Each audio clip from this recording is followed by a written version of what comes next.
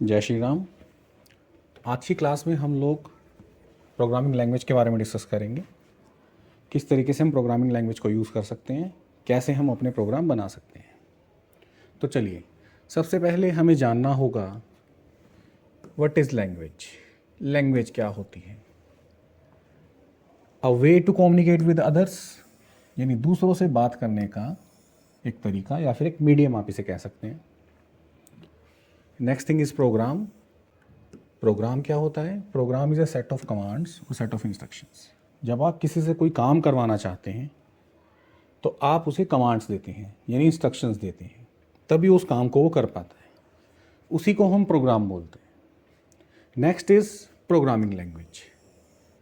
Programme और language दोनों को मिला करके जो टर्म हमारे सामने आई, दैट इज़ प्रोग्रामिंग लैंग्वेज, यानी a way to write set of instructions.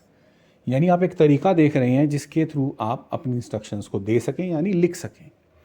अब हमें करना क्या होता है? हमें काम करवाना होता है कंप्यूटर से। कंप्यूटर से काम करवाने के लिए हमें किस तरीके से उससे बात करनी होगी, हमें यह जानना होगा। सबसे पहले देखते हैं,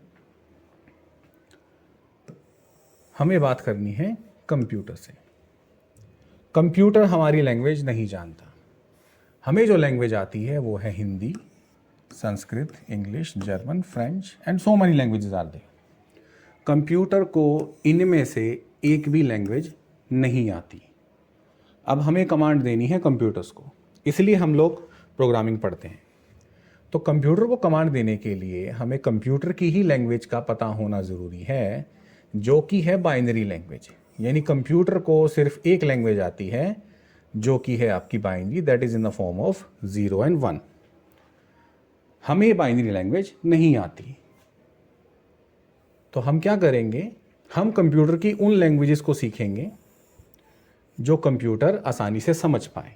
तो वो लैंग्वेजेस हैं हमारी Python, C++, Java and C# and so many languages are there. हमारी इंग्लिश लैंग्वेज के कई सारे वर्ड्स आपको पाइथन, जावा, C++ के अंदर मिलते जुलते मिल जाएंगे। तो हमें क्या करना होता है? हमें ये लैंग्वेजेस सीखनी होती हैं। उसके बाद हम अपनी इंस्ट्रक्शंस इन लैंग्वेजेस के थ्रू कंप्यूटर को दे देते हैं। अब कंप्यूटर यहाँ पे क्या करता है? हम अपना प्रोग्राम पाइथन, C++ में बनाते हैं, जिसको बाइनरी लैंग्वेज में कन्वर्ट किया जाता है। तो कन्वर्जन या फिर ट्रांसलेशन,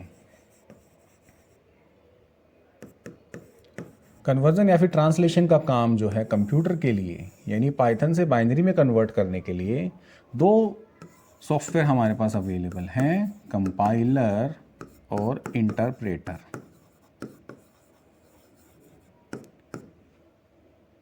ये दो हमारे पास सॉफ्टवेयर होते हैं जो कंपाइलर और इंटरप्रेटर कहलाते हैं, जो हमारी पाइथन, C++ को कन्वर्ट कर देते हैं बाइनरी लैंग्वेज में। तो हमारी लैंग्वेज बाइनरीज में कन्वर्ट हुई एंड देन वो एज इट इज़ कंप्यूटर के पास भेज दी जाती है। तो यानी अगर हमें कंप्यूटर से काम करवाना है तो हमें ये लैंग्वेजेस सीखनी पड़ेंगी। अब ये काम करता कैसे है, तो मैं आपको एक एग्जांपल दे देता हूँ। सपोज हमने टाइप किया ए फॉर एप्पल। अब ए की आस्काई वैल्यू होती है 65। ASCII, that is your ASCII value. ASCII stand for American standard code for information interchange. यानी अमेरिकन्स ने जो स्टैंडर्ड्स हमारे लिए सेट किए हैं, उसके बेसिस पे हमारे ए की वैल्यू होती है 65। तो कीबोर्ड में जब आप ए प्रेस करेंगे तो दैट मीन्स आपने 65 लिख दिया। अब 65 भी कंप्यूटर नहीं समझ पाता, तो इसका होता है कन्वर्जन। इसको बोलते हैं बाइनरी कन्वर्जन। अब ये कैसे किया जाएगा मैं आपको करके दिखाता हूँ। डिवीजन मेथड यूज करेंगे। कैसे? 2 3 6, 2 2 4, remainder is 1, 2 1 2, 2 6 12, remainder is 0, 2 8 16, remainder is 0, 2 4 8, remainder is 0, 2 2 4, remainder is 0 and 2 1 2, remainder is 1। अब जो आपके ये नंबर्स आए हैं, इनको हम लोग रिवर्स ऑर्डर में लिख देंगे। तो हम लिखेंगे 1 0 0 0 0 0 1। तो आप देख रहे हैं 65 का बाइनरी कन्वर्जन हो गया ये। This is the binary conversion of 65। So that means अगर आपने ए प्रेस किया तो उसको बाइनरी कन्वर्जन में इस तरीके से लिखा जाएगा। सो इस तरीके से आपके डिजिट्स, आपके अल्फ़ाबेट्स को कन्वर्ट किया जाता है बाइनरी में, ताकि कंप्यूटर उसे समझ सके। चलिए अब आगे देखते हैं हमें करना क्या है। तो हमें प्रोग्रामिंग लैंग्वेजेस सीखनी है, जो आपके सामने इधर एग्जांपल दिया हुआ है, पाइथन, सी, सी प्लस प्लस, जावा। तो आज की क्लास में हम लोग सीख रहे हैं, जो लैंग्वेज हम सीखने वाले हैं दैट इज पाइथन। तो पाइथन लैंग्वेज के बारे में आज हम जानेंगे कि पाइथन लैंग्वेज होती क्या है। तो सबसे पहले जान लेते हैं पाइथन लैंग्वेज बनाई किसने है। तो पाइथन लैंग्वेज को बनाने वाले जो इंसान हैं उनका नाम है ग्यूडो वैन रोजम, जिन्होंने 1990s में इस लैंग्वेज को बनाया था। और आज के टाइम में सबसे ज़्यादा डिमांड में जो लैंग्वेज चल रही है दैट इज़ पाइथन। अब पाइथन हमें दिखती कैसी है उसके बारे में हमें जानना है। तो ये लीजिए आपके सामने, पाइथन 2 मोड्स पे काम करती है, यानी 2 स्क्रीन पे काम करती है। First one is your interactive mode, second one is your script mode. Interactive mode में आपको रिजल्ट एंटर करने पे मिल जाता है। लाइक मैंने लिखा 10 + 5 यू विल गेट, जैसे ही आप एंटर करेंगे आपको 15 आंसर मिल जाएगा। जबकि स्क्रिप्ट मोड में आपको प्रोग्राम लिखना होता है, उसके बाद जब आप इस प्रोग्राम को रन करते हैं then only you will get the output. तो पहले आप प्रोग्राम लिखेंगे, उसके बाद आप इसे सेव करेंगे। सेव करने के बाद आपका प्रोग्राम होगा रन, और फिर आपका आउटपुट आएगा इंटरेक्टिव मोड के अंदर। तो इस तरीके से पाइथन हमारा काम करता है।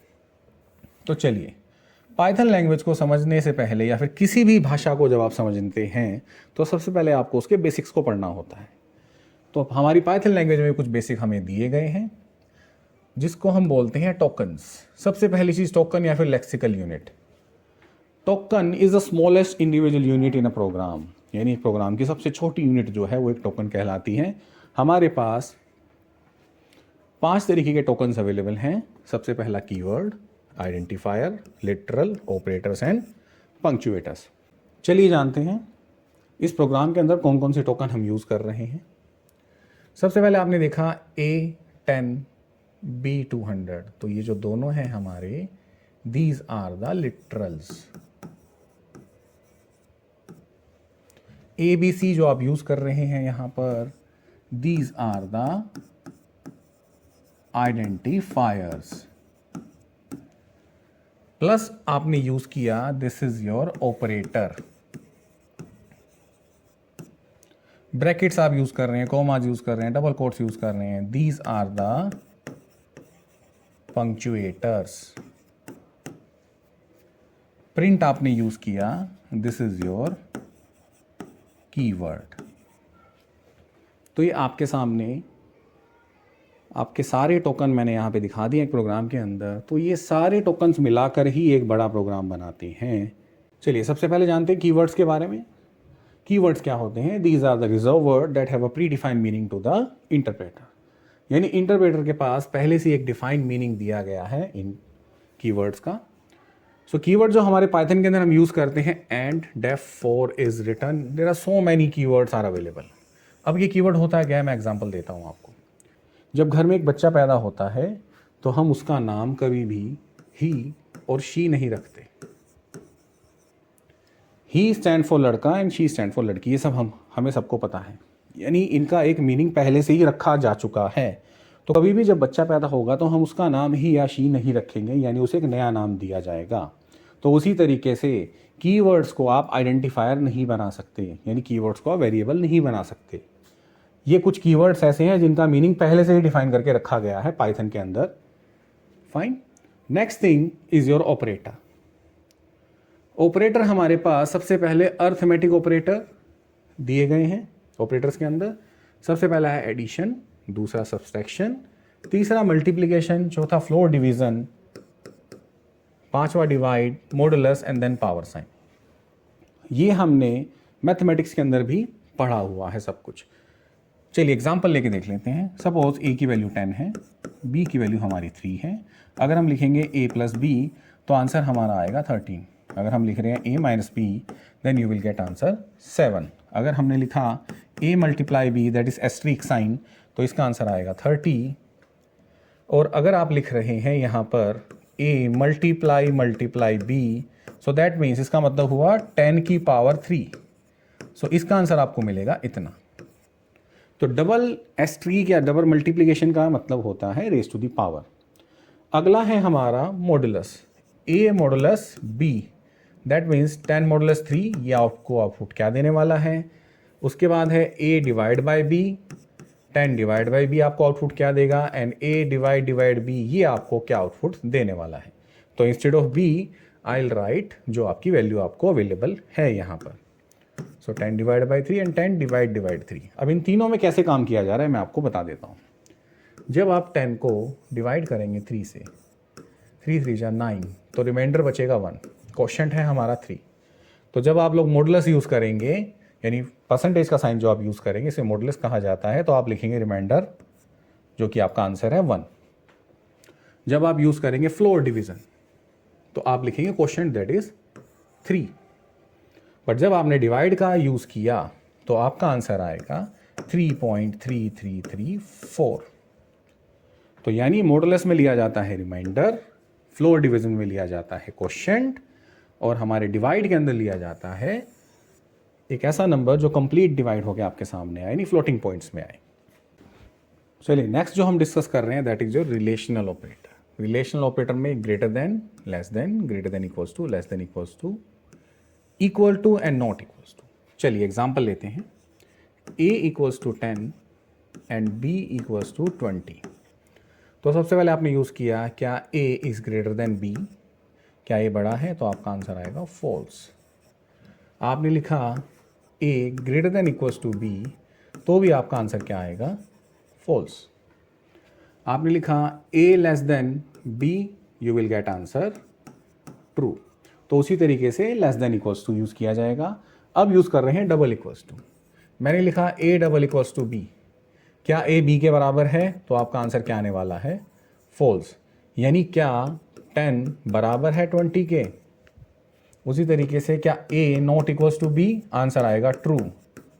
ट्रू क्यों आया, क्योंकि 10 बराबर नहीं है 20 के। तो जैसे मैथमेटिक्स के अंदर हम क्या करते थे, a equals to 10, b equals to 20 और a इक्वल्स टू b। तो यहाँ पे कंडीशन आप डाल रहे हैं कि भी क्या a b के बराबर है, पर कंप्यूटर्स में ऐसा नहीं होता। अगर आपको कंपेयर करना है तो आपको डबल इक्वल्स टू लगाना होगा। So this is your equal to operator. तो जब आप चेक कर रहे हैं कि वो बराबर हैं या नहीं उसके, तो डबल इक्वल्स टू का यूज़ करेंगे, और इनिशियलाइज अगर करवाना है यानी वैल्यू डलवानी है तो आप सिंगल इक्वल टू का यूज़ करेंगे। Now the next is your logical operator. Logical operator में हमारे पास 3 ऑपरेटर हमें दिए गए हैं, एंड, और, एंड नॉट। ये 3 ऑपरेटर्स हम यूज़ करेंगे। एग्जाम्पल के साथ इसे करते हैं। चलिए, मैंने यहाँ पे एक ट्रूथ टेबल की फॉर्म में a और b 2 वेरिएबल लिए हैं, जिसके अंदर ट्रू ट्रू फॉल्स फॉल्स इसकी वैल्यू रखी है, b के अंदर ट्रू फॉल्स इसकी वैल्यू डाली गई है। जब आप एंड ऑपरेटर यूज़ करेंगे यानी a डॉट b, इसका मतलब होता है तो true and true answer is true, true and false answer is false, false and true answer is false, and false and false answer is false. चलिए इसको अब समझ लेते हैं किस तरीके से काम कर रहा है यहाँ पर। चलिए एग्जांपल लेते हैं इसके लिए। सपोज हमारे घर में गेस्ट आए, हमें चाय बनाने के लिए कहा गया। तो चाय बनाने के लिए हमारे पास जो चीज़ अवेलेबल होनी चाहिए, सबसे पहले मिल्क, दूसरा टी लीफ, चाय पत्ती जिसे आप बोलते हैं। तो अगर मिल्क और टी लीफ अवेलेबल है तो ही चाय बनाएंगे, हमें ब्लैक टी नहीं बनानी है, इस बात का ध्यान रखना है। तो मिल्क अवेलेबल है, टी लीफ अवेलेबल है, चाय बनेगी। मिल्क अवेलेबल है, टी लीफ अवेलेबल नहीं है तो चाय नहीं बनेगी। मिल्क अवेलेबल नहीं है, टी लीफ अवेलेबल है तो हमारी चाय नहीं बनने वाली। ना ही हमारे पास मिल्क है, ना ही हमारे पास टी लीफ है, तो भी हमारी चाय नहीं बनेगी। तो एंड ऑपरेटर कहता है अगर दोनों कंडीशंस ट्रू है तो ही आपका आउटपुट ट्रू आएगा, अदरवाइज आपका आउटपुट आएगा फॉल्स। तो इस तरीके से आपका एंड ऑपरेटर काम करता है। नेक्स्ट ऑपरेटर इज और ऑपरेटर। चलिए और ऑपरेटर को समझते हैं। सपोज आपके घर में गेस्ट आए, अब आपके पास टी ऑलरेडी अवेलेबल है, चाय बनी हुई है, और this is your cold drink जिसे मैं लिख रहा हूं CD। सो 2 चीज़ अवेलेबल है आपके पास, tea and cold drink. Tea available है, कोल्ड ड्रिंक अवेलेबल है, क्या आप ऑफर कर सकते हैं? बिल्कुल। टी अवेलेबल है, कोल्ड ड्रिंक अवेलेबल नहीं है, क्या आप टी ऑफर कर पाएंगे? कर देंगे। टी अवेलेबल नहीं है, कोल्ड ड्रिंक अवेलेबल है, आप ऑफर कर सकते हैं। ना ही टी अवेलेबल, ना ही कोल्ड ड्रिंक अवेलेबल, तो आप कुछ भी ऑफर नहीं कर पाएंगे। तो और में आपने देखा जब आपकी दोनों कंडीशंस में से एक कंडीशन भी अगर ट्रू होती है तो आपका आउटपुट आएगा ट्रू।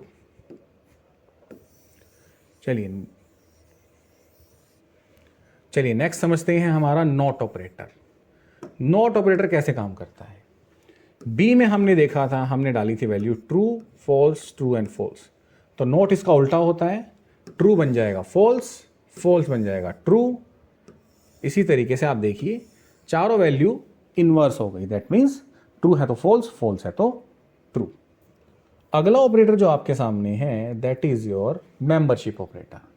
पाइथन के अंदर हमें मेंबरशिप ऑपरेटर दिए गए हैं।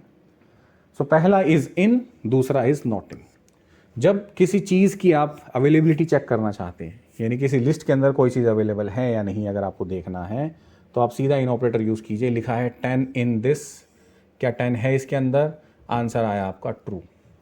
क्या 10 नहीं है इसके अंदर, तो आंसर आया फॉल्स। सो लिस्ट आपकी ये रही।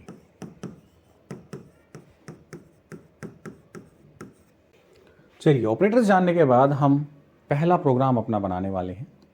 तो प्रोग्राम आपके सामने बना हुआ है, write a program to add 2 numbers, यानी आपको 2 नंबर्स को ऐड करने के लिए कहा गया।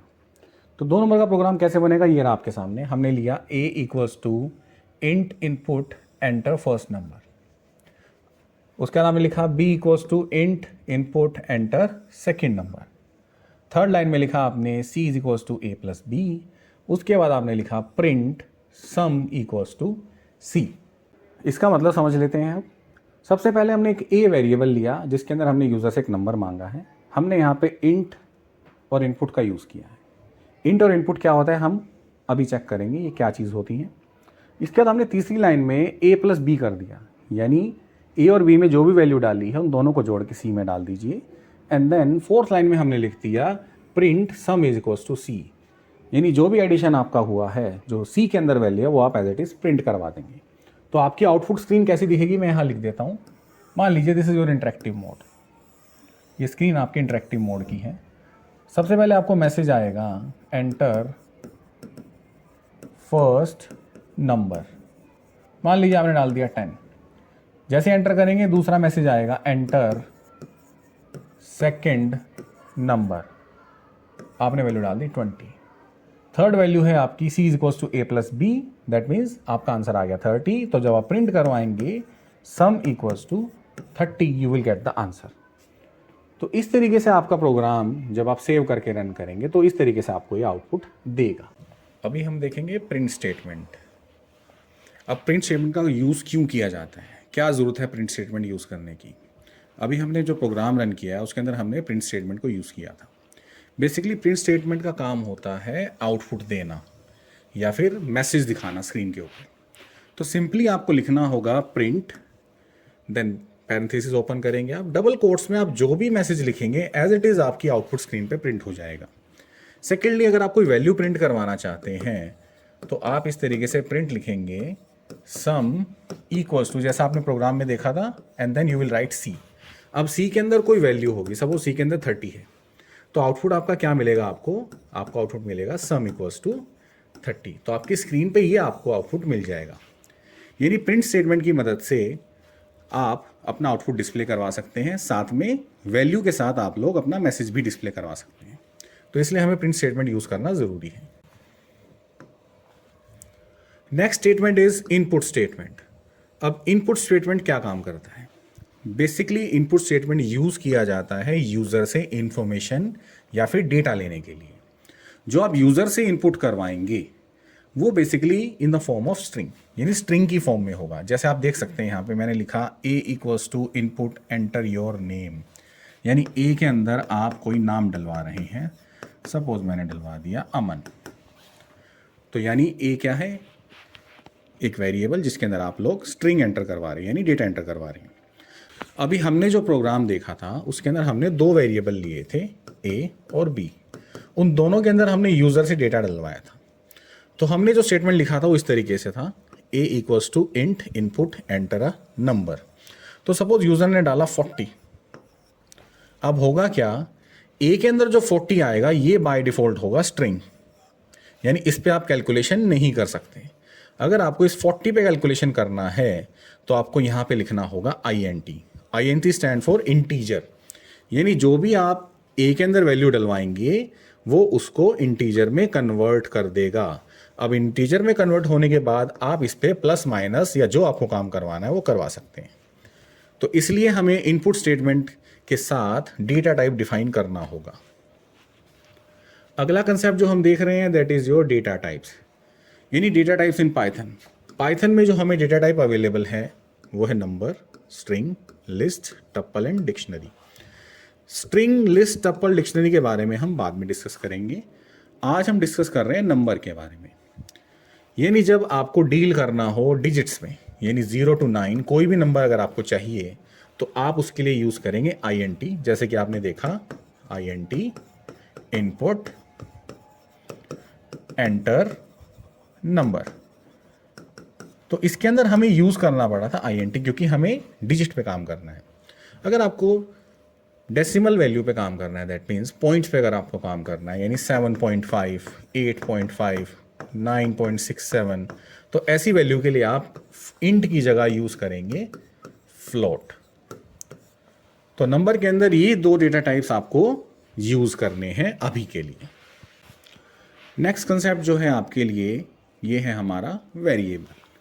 सो वेरिएबल क्या होता है? अभी आपने जो प्रोग्राम देखा था उसके अंदर लिखा हुआ था A equals to B equals to C equals to.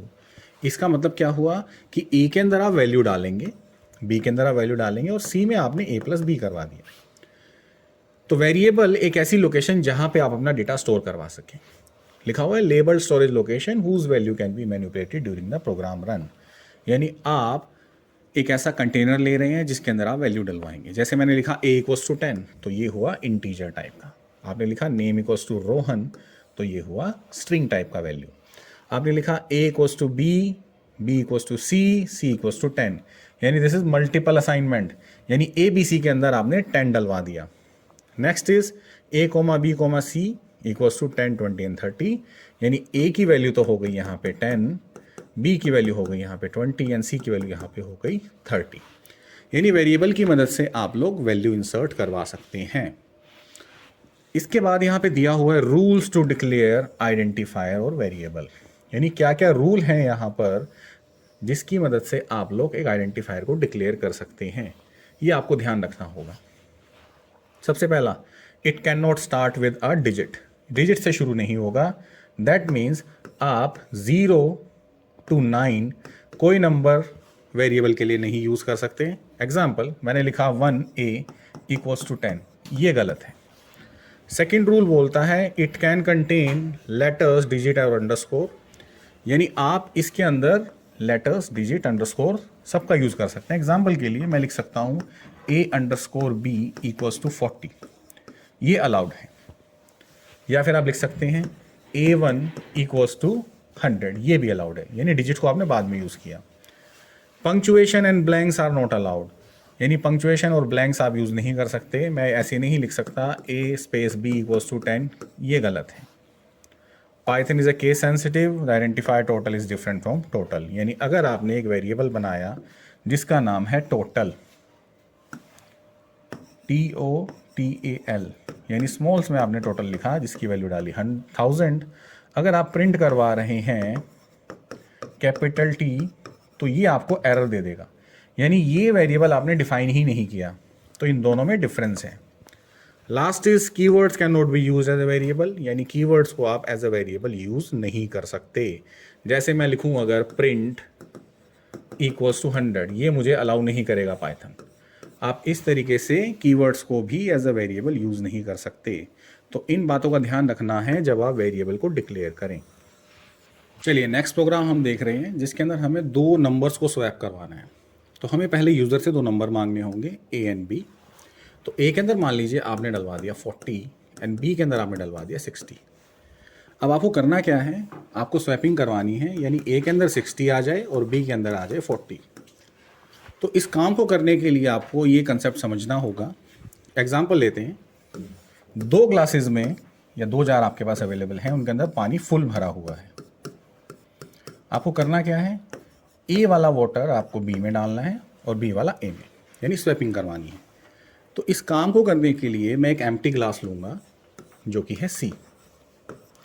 सी मेरा एम्प्टी ग्लास है। मैंने क्या किया, ए का पानी उठा के सी के अंदर डाल दिया।